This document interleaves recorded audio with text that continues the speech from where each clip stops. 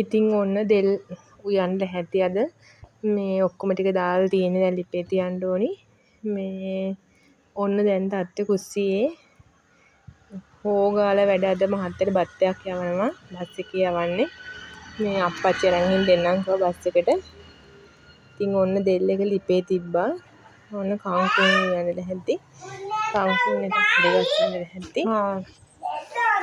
ඔන්න ඒකත් හොදලා කරලා තියෙන්නේ. බත් එකත් ඔන්න ලිපේ තිබ්බා. ඒක ඉදෙනවා. එදබලු ටිකක් උදේ අපේ බබා ඔය කඩව්වේ ඒකත් දැන් හරි ගස්සනවා. ඔන්න දෙල් එක වෑවා. ඉදිලා තියෙන්නේ. දෙල් එක නම් හරි ගස්සලා ඉවරයි. මෙන්න මෙයා ළඟට වෙලා මේ මගෙත් එක්ක හිටියා උයනකම්. මේ අතරේ ඔන්න චූටි බබා නාවවුවා. ඒවත් කරන්න බෑ. ඔන්න දෙල් එකට මේ තෙම්පරාදුවත් හරි ගස්සලා දැම්මා. එළබටු එකත් ඔන්න හරි ගස්සවුවා. තෙල් දැම්මා. ඉතින් මේ සම්බොල් කණ්ඩාසයිනේ. ඉතින් ඔන්න සම්බොලකුත් ටක් ගාලා හරි ගස්සවුවා. නැත්තම් පවුනේ. ආස දේවල් දෙන්න එපේ. කංකුන් කන්නත් ආසෙන් තමයි කංකුන් ඔන්න තෙල් දැම්මා. ඔන්න ලොකුවටම බත් එකක් බැන්දා.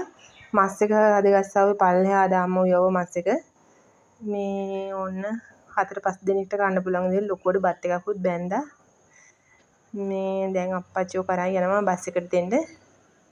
එතකොට මේ යා ගන්නවා.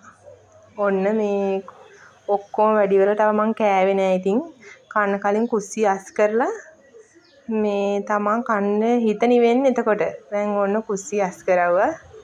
කුස්සියත් අස් කරලා තමා මං